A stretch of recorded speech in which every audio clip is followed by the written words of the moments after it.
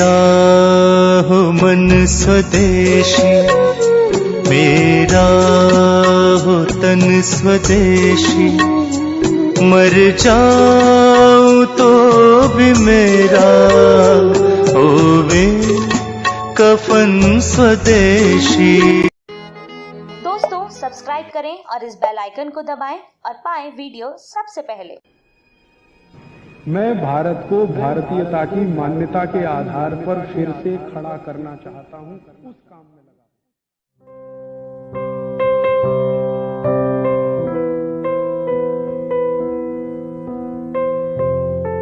सारी दुनिया में बेचा उन्होंने और आपको सुनकर दुख होगा, उस वैक्सीन को लगवाने के बाद 60 लाख लोग मर गए दुनिया, और पता नहीं कितने अपंग हो गए, कितने विकलांग हो गए। बीमारी आने से 6000 लोग मरे। बीमारी का वैक्सीन बना और उस वैक्सीन को सारी दुनिया में भेजा गया, फैलाया। सबसे ज्यादा अफ्रीका के देशों में, सबसे ज्यादा लैटिन अमेरिका के देशों में, ब्राजील में, मैक्सिको में, चिली में, कोस्टारिका में, कोलंबिया में, फिर अफ्रीका में, नाइजीरिया में, सोमालिया में, इथियोपिया में, दक्षिणी अफ्रीका में, रोडेशिया में। तो अफ्रीका, लैटिन अमेरिका और भारत में भी हुआ था। उसका वैक्सीन का अंधाधुंध प्रचार हुआ, अंधाधुंध बिक्री हुई। 60 लाख लोग वैक्सीन लगने के बाद मर गए। उसका क्या? एवियन फ्लू में तो 6000 लोग मरे, वैक्सीन लगने के बाद इतने। माने वैक्सीन कितने खतरनाक हो सकते हैं उसका ये अंदाजा आप लगाइए। अब एवियन फ्लू का वैक्सीन आया और इतने लाख लोग मर गए। विरोध, ताजा उदाहरण, महाराष्ट्र में 6 लाख मुर्गियों को मार डाला। क्या तर्क है? एवियन फ्लू होगा। हुआ है किसी को? लगभग 15 दिन हो गए हैं। मैं पूरे भारत के कई हॉस्पिटल्स के साथ लगातार संपर्क में हूं कि आपके पास कोई एवियन फ्लू का केस आया हो तो बताइए। कहीं नहीं आया। फिर 6 लाख मुर्गियों को मार डाला किस आधार पर? कि उनसे वायरस फैल सकता है। फैला तो नहीं है, फैल सकता है, इसकी गारंटी क्या है? और भारत एक ऐसा अद्भुत देश है दुनिया में जहां कोई भी वायरस जल्दी से फैल नहीं सकता, क्योंकि सूर्य का प्रकाश इतना तीखा है, इतना तेज है कि सैकड़ों किस्म के वायरस तो ऐसे ही मर जाते हैं। यूरोप में यह समस्या है कि वहां बहुत तेजी से वायरस फैलते हैं, क्योंकि साल में 9 महीने सूर्य का प्रकाश नहीं होता है।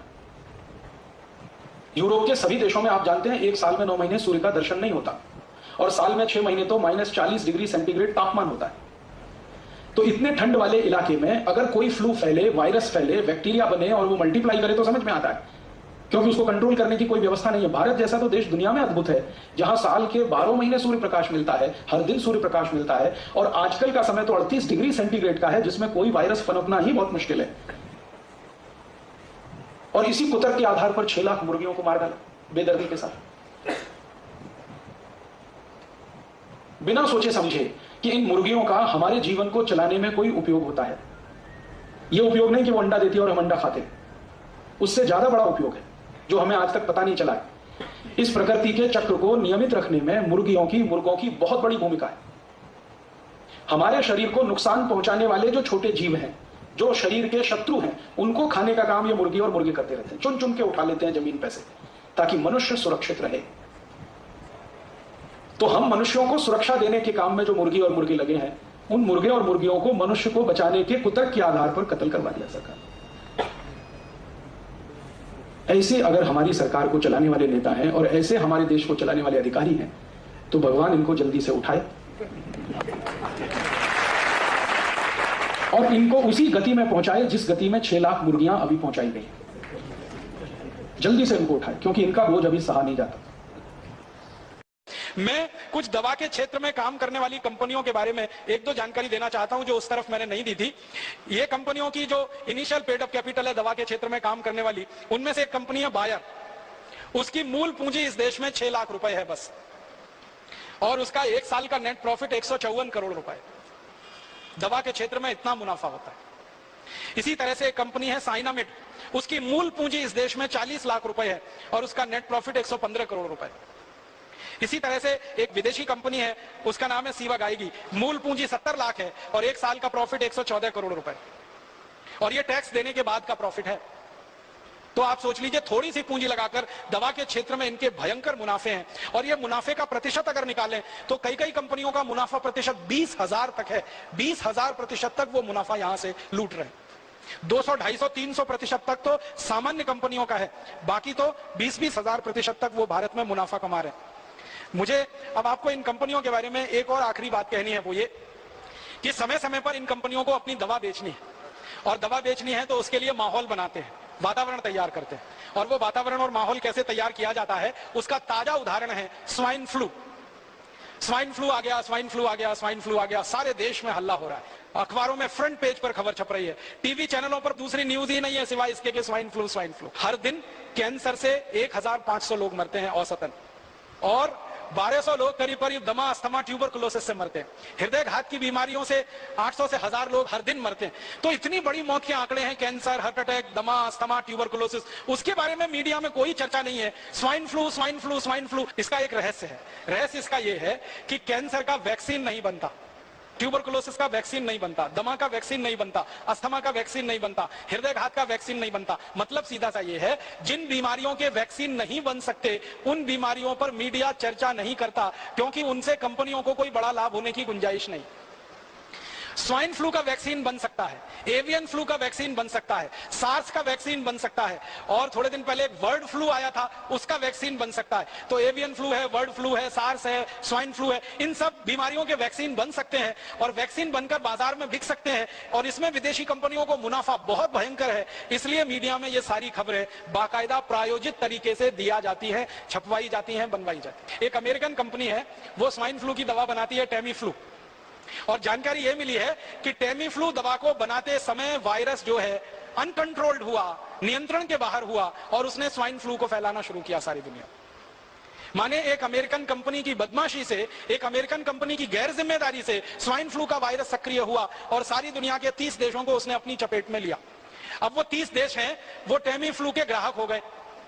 वायरस निकला अमेरिका से, ग्राहक हो गए उनके दुनिया के 30 देश के लोग। अब वो सब लोग जिनको स्वाइन फ्लू होने की संभावना है या हो गया है, डॉक्टर उनको एक ही दवा लिख रहे हैं, टेमी फ्लू खाओ, टेमी फ्लू खाओ, टेमी फ्लू खाओ।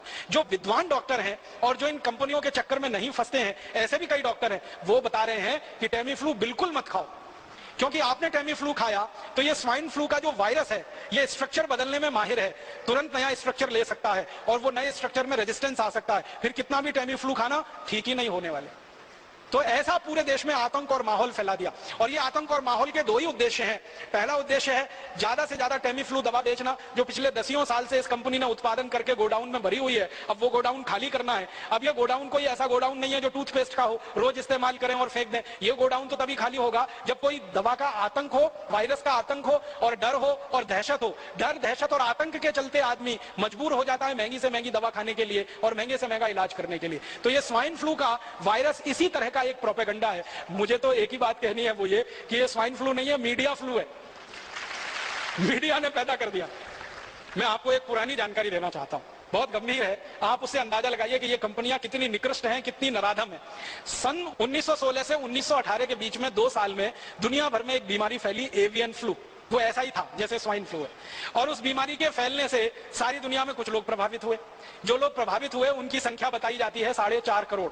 4.5 करोड़ लोग उसमें प्रभावित हो गए, और 4.5 करोड़ लोग जो प्रभावित हुए, फिर मैंने ये जानने की कोशिश की कि मरे कितने उसमें से, तो मात्र 6000 लोग मरे थे, मात्र 6000 लोग मरे थे। अब उसके बाद क्या हुआ कि ये एवियन फ्लू का वायरस फैला और इसमें 6000 लोग मर गए, सारी दुनिया में आतंक फैल गया। उस आतंक के चक्कर में एक अमेरिकन कंपनी ने वैक्सीन बना दिया एवियन फ्लू का, और वो वैक्सीन धड़ल्ले से सारी दुनिया में बेचा उन्होंने, और आपको सुनकर दुख होगा, उस वैक्सीन को लगवाने के बाद 60 लाख लोग मर गए दुनिया में, और पता नहीं कितने अपंग हो गए, कितने विकलांग हो गए। बीमारी आने से 6000 लोग मरे, बीमारी का वैक्सीन बना और उस वैक्सीन को सारी दुनिया में भेजा गया, फैलाया। सबसे ज्यादा अफ्रीका के देशों में, सबसे ज्यादा लैटिन अमेरिका के देशों में, ब्राजील में, मैक्सिको में, चिली में, कोस्टारिका में, कोलंबिया में, फिर अफ्रीका में, नाइजीरिया में, सोमालिया में, इथियोपिया में, दक्षिणी अफ्रीका में, रोडेशिया में। तो अफ्रीका, लैटिन अमेरिका और भारत में भी हुआ था उसका। वैक्सीन का अंधाधुंध प्रचार हुआ, अंधाधुंध बिक्री हुई, 60 लाख लोग वैक्सीन लगने के बाद मर गए। उसका क्या? एवियन फ्लू में तो 6000 लोग मरे, वैक्सीन लगने के बाद इतने। माने वैक्सीन कितने खतरनाक हो सकते हैं उसका ये अंदाजा आप लगाइए। अब एवियन फ्लू का वैक्सीन आया और इतने लाख लोग मर गए, अब स्वाइन फ्लू का वैक्सीन आने वाला है, और वो वैक्सीन हिंदुस्तानी और दुनिया भर के लोगों को धड़ाधड़ लगाया जाएगा। क्यों? क्योंकि स्वाइन फ्लू का वायरस जो फैला है, वायरस से ज्यादा डर फैला है, आतंक फैला है, दहशत फैली है, तो हर आदमी तैयार बैठा है वो वैक्सीन लगवाने के लिए, और एक व्यक्ति को वैक्सीन लगाने का खर्चा वो बोलते हैं 3000 रुपए आएगा। अब हिंदुस्तान में ही अगर आप सोच लो कि अगर 10 करोड़ लोग भी प्रभावित होकर वैक्सीन लगवा लें और 3000 रुपए का एक वैक्सीन आए, तो 30,000 करोड़ की बिक्री तो उनकी हिंदुस्तान में हो गई। अफ्रीका में, लैटिन अमेरिका के देशों में अगर हो जाए, हजारों करोड़ का माल बेचेगी एक कंपनी, और इस कंपनी के पास पेटेंट है 20 साल तक, तो कोई दूसरी कंपनी उस वैक्सीन को बना के नहीं बेच सकती 20 साल तक।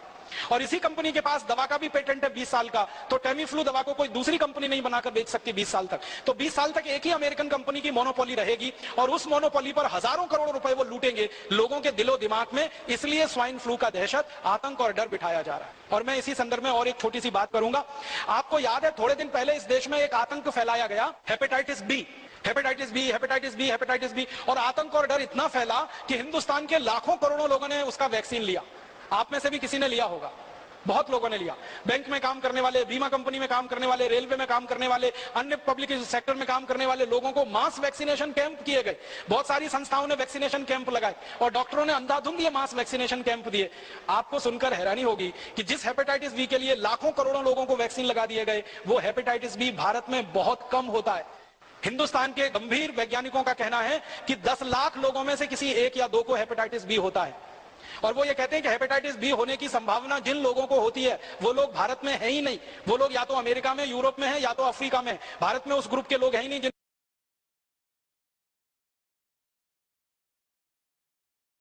हमारे पुणे में अभी थोड़े दिन पहले मास वैक्सीनेशन का कैंपेन चला, हेपेटाइटिस बी। याद है, हर गली मोहल्ले चौराहे में हेपेटाइटिस बी का वैक्सीन लगता था। Rotary club, Lions club, Rotaract club, Lioness club, Jain संगठन, फलाना संगठन, ढिमाका संगठन, जितनी सहकारी संस्थाएं, सामाजिक संस्थाएं, सबका एक ही काम था, वैक्सीनेशन करो, वैक्सीनेशन करो। क्या हो रहा है? हेपेटाइटिस बी आने वाला है, हेपेटाइटिस बी आने वाला है, हेपेटाइटिस बी आने वाला है। सबसे जास्ती वैक्सीन बिका पुणे में।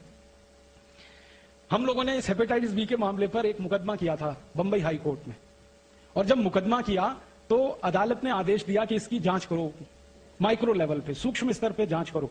जब जांच हुई तो पता चला कि हेपेटाइटिस बी नाम की बीमारी भारत में होती ही नहीं। बीमारी होती है हेपेटाइटिस ए। हेपेटाइटिस ए माने पी लिया, काविड़ कहते हैं मराठी में आप। तो ये सामान्य काविड़ जो होता है वो हेपेटाइटिस ए है। ये होता है, सामान्य रूप से होता है, बारिश के दिनों में तो जरूर होता है, क्योंकि पानी में गंदगी आने के कारण ये होता है। तो हेपेटाइटिस ए तो होता है, हेपेटाइटिस बी नहीं होता। और वैक्सीन हेपेटाइटिस बी का दिलवा दिया आपको। आप में से कितने लोगों ने लगवाया? देखो यही हाथ खड़े कर रहे हैं सबके सब। और ऐसे ऐसे हजारों लाखों लोगों ने पुणे में वैक्सीन लगवा लिया। 2 कंपनियों ने खूब बिजनेस कर लिया, खूब धंधा कर लिया। फिर मुंबई में कर दिया उन्होंने, फिर कोलकाता, फिर दिल्ली, फिर जगह जगह करके हजारों कोटि रुपए लूट लिया। बाद में अदालत का फैसला आया कि जब बीमारी नहीं है तो वैक्सीन क्यों लगाएं। तो अदालत ने आदेश दिया कि अगर कोई मास वैक्सीनेशन कैंप करेगा हेपेटाइटिस बी का तो उसको जेल में डाल देंगे। उस दिन के बाद से सब सामाजिक संस्थाओं ने बंद कर दिया, और उसी दिन से दोनों कंपनियों ने अपना धंधा भी बंद कर दिया। अब वो कंपनी वालों को मैं मिलता हूं, कहता हूं कि भाई अब क्यों नहीं बेचते तुम हेपेटाइटिस बी का वैक्सीन? तो उन्होंने कहा कि अब हमें बेचने की गरज नहीं है, क्योंकि जितना बनाया था सब बेच लिया हमने।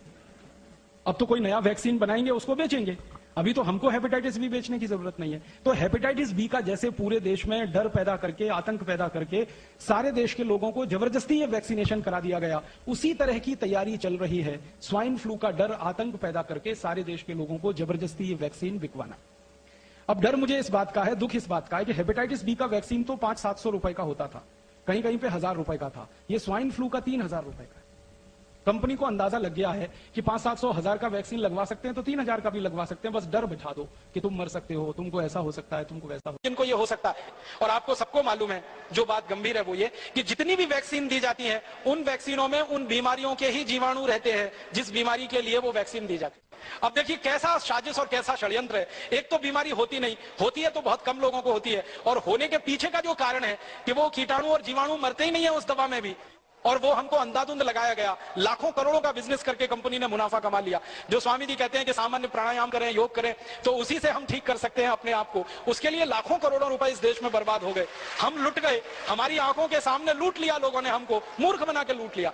तो कभी हेपेटाइटिस बी के नाम पे, कभी स्वाइन फ्लू के नाम पे, कभी एवियन फ्लू के नाम पे, कभी सार्स के नाम पर, कभी बर्ड फ्लू का कितना आतंक फैलाया था। थोड़े दिन पहले हजारों लाखों मुर्गियां इस देश में कट गई। परिणाम जानते क्या हुआ? मुर्गियों की कमी पड़ गई तो सरकार ने विदेशों से मुर्गी इंपोर्ट करना शुरू कर दिया। अंडों की कमी पड़ गई तो विदेशों से अंडे खरीदने शुरू कर दिए इन्होंने। और अब ये स्वाइन फ्लू के नाम पे बता रहे सुअर को काट